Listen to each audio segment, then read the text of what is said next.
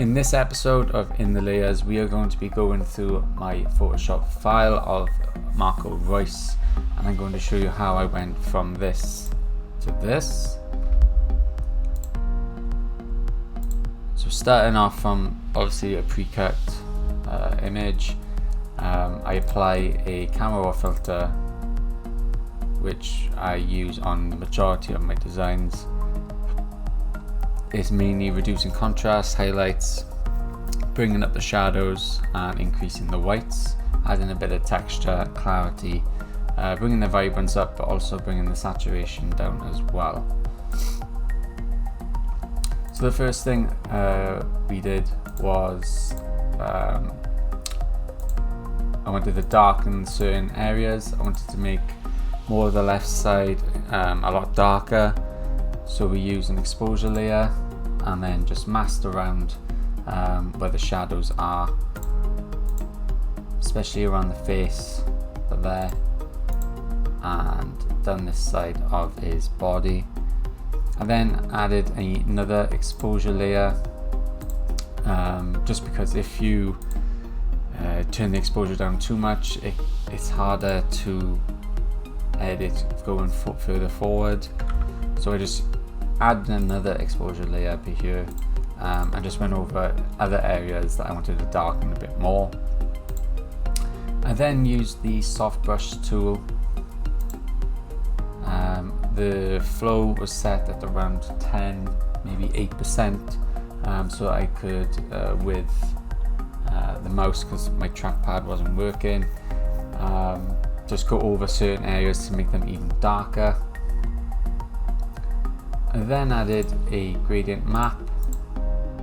This was more to add contrast in the areas that I wanted to make it pop a bit more, so mainly the highlight areas where there's light and dark together. This was also set to luminosity blend mode. Next, again, I added another exposure layer. This was to increase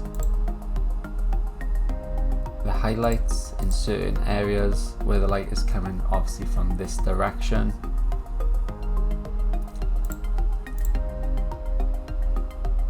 Next, I added some light rays, and then I added another exposure layer, increasing the exposure, and I masked this brush just so that it goes over the player a bit more and a bit lighter.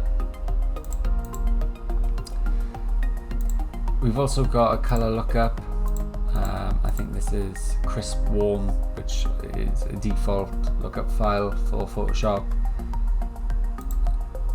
I set this to blend mode, color, fill 28%, because if the fill is full, it's a bit too warm for me, so we brought it down to around 20%. I then added a curves layer, just so I could alter the darker areas and bring the lights down as well, just to give it a more matte look effect. I then added a BVB text using, let me just check the font, it was Summer Living. I then added a displacement map, which made it look a bit greenier, more grungy. Then a Gaussian blur, just to shift the focus more to the render itself. And then I added the same exposure mask that I've got for the overlay, so that I could darken the areas that I didn't want to show, just the lighted areas. Then I merged all these layers into a smart object,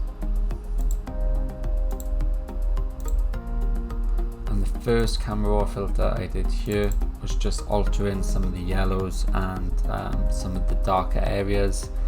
Again, I was fiddling around, brought the contrast and highlights down and the shadows a little bit darker, but I brought the whites back up just to make the lighting stand out. Increase texture and clarity just a tiny bit. the main thing here is the color grading. I wanted to add a bit more of a warm feel to it without overpowering it. So on the shadows, I literally brought down the luminance around 15, just so that it was a little bit darker. And then on the highlights, I used saturation of red, just to give it a bit more of a glow. I did have a play around with the calibration. This was just to get it to look how I wanted it to look. I didn't want it to be too vibrant, so I brought the blue primaries down, and I did bring the red primaries down just so the yellows looked more like a gold rather than just a full-on yellow. I did add one more camera raw filter here. This was literally just altering the top corner and the bottom left corner using the masks tool.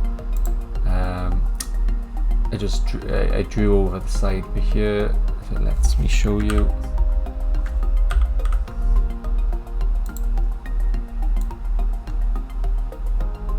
Yeah, you can see where I've brushed over the top and bottom corner, and I've literally just brought the temperature a little bit warmer and changed the dehaze so that it's a bit darker.